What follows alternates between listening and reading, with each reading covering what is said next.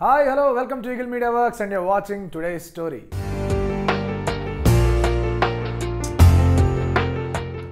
వినాయకుని పూజ. ఆ మాటకొస్తే ఏ పూజని మొదలుపెట్టినా శుక్లాం వరదరం అనే శ్లోకంతో మన ప్రార్థనలను ఆరంభిస్తాం.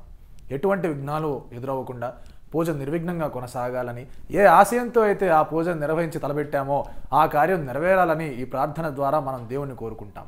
మరి ఈ శ్లోకంలో నిక్షిప్తమై ఉన్న ఆ భావాన్ని ఒక్కసారి మనం అందరం తెలుసుకుందాం. శుక్లాం వరదరం విష్ణుం శశివర్ణం చతుర్భుజం ప్రసన్నవదనం ధ్యాయేత్ సర్వ విఘ్నోపశాంతయే. శుక్లాం వరదరం అంటే తెల్లటి వస్త్రాలను ధరించిన వాడు అని అర్థం. తెలుపు పవిత్రతకు, స్వచ్ఛతకు చిహ్నం కాబట్టి ఆ గుణాలనే తన వ్యక్తిత్వంగా కలిగిన వాడు అని చెప్పుకోవచ్చు. అంబరం అంటే వస్త్రం అని లేదా ఆకాశం అని రెండు అర్థాలు ఉన్నాయి. అంటే ఆకాశాన్నే ధరించినవాడు అన్న అర్థం కూడా వస్తుంది.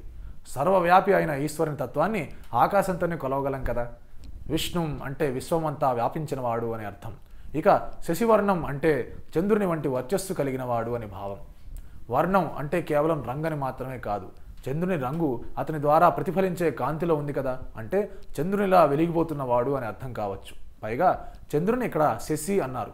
పౌర్ణమి నాటి చంద్రుని కాస్త దగ్గరగా చూస్తే అందులో కుందేలు ఆకారం కనిపిస్తుంది. ఆ కుందేలు ఆకారం పేరు మీదుగా చంద్రునికి శశి అన్న పేరు వచ్చింది. అంటే ఇక్కడ ఇలాంటి కాంతి కాదనమాట, నిండు పున్నమి నాటి చంద్రుని కాంతి అని కవిభావం అయి ఉంటుంది. వర్చస్సు కలిగి ఉండడం గొప్ప జ్ఞానాన్ని, వ్యక్తిత్వాన్ని కలిగి ఉండడానికి చిహ్నంగా చెబుతారు. మరి ఆ గణేశుడిలో అందులో లోటే లేదు కదా. చతుర్భుజం, దేవతలు మానవాతీతులు అనడానికి చిహ్నంగా వారికి అనేక భుజాలు, శిరస్సులతో పూజించడం తెలిసిందే.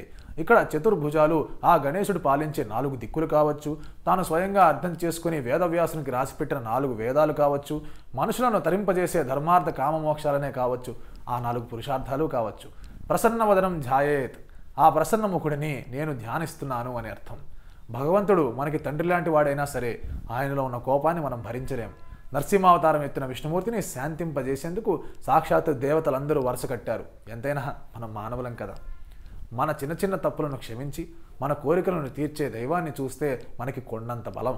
అందుకనే ఎల్లవేళలా ఆయన మన పట్ల ప్రసన్నంగా ఉండాలని మనం కోరుకుంటాం. సర్వ విఘ్నోపశాంతయే, సమస్తమైన అడ్డంకాలను తొలగించాలని కూడా అర్థిస్తున్నాము. అది విషయం. సర్వవ్యాపి, తెల్లని వస్త్రాలతో, చంద్రుని తేజస్సుతో, చతుర్భుజాలతో ఉన్న ఓ దైవమా, సమస్తమైన విఘ్నాలను తొలగించమని నీ శాంతిపూర్వకమైన వదనం ముందు శ్రద్ధగా నేను వేడుకుంటున్నాను అని ఈ శ్లోకానికి అర్థంగా చెప్పుకోవచ్చు. ఇందులో తెల్లని వస్త్రాలు, విష్ణు అన్న పదం, చతుర్భుజాలు అన్న వర్ణన అన్నీ విష్ణుమూర్తికి సంబంధించినవే కాబట్టి ఇది విష్ణుమూర్తిని ధ్యానించే శ్లోకమని కొందరి భావన. ఈ మాట నిజమే అని సాక్షాత్ జగద్గురు ఆదిశంకరాచార్యుల వారు కూడా చెప్పారు. శుక్లాం వరదరం అంటే తెల్లటి వస్త్రమే కాదు, తెల్లగా ఉండే ఒక చిన్న మెటీరియల్. ఆకాశం అంతటా విష్ణుం అని ఇక్కడ మనం విభజించుకుంటే విష్ణుం, విష్ణు అనేది యూనివర్స్ అని చెప్పుకోవచ్చు, నుమ్ అనేది టైం అని కూడా చెప్పుకోవచ్చు. చతుర్భుజం అంటే 4 యాక్సిస్, 4 యాక్సిస్ అని చెప్పుకోవచ్చు, X, Y, Z and tea.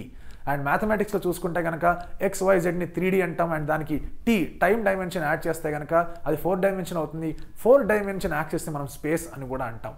So ఆయన అర్థం ఎలా ఉంటుందంటే material which is white in colour expanding in all the 4 directions is nothing but universe అని చెప్పి ఆయన చెప్పడం జరిగింది. ఇక్కడ విష్ణుమూర్తిని ఆయన యూనివర్స్తో పోల్చి యూనివర్స్ అంతా కూడా విష్ణుమూర్తిది, ఈ యూనివర్స్లో అంత కాంతి కూడా విష్ణుమూర్తిది అని చెప్పి ఆయన కూడా వివరణ ఇచ్చారు.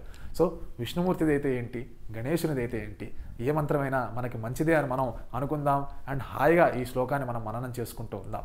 ఇది టుడే స్టోరీ. అండ్ ఈ వీడియో కనుక మీకు నచ్చినట్టయితే లైక్ చేయండి, కామెంట్ చేయండి, షేర్ చేయండి. ఇలాంటి మరిన్ని వీడియోస్ కోసం please subscribe to eagle media works. Thank you. Like and subscribe Eagle Media Works.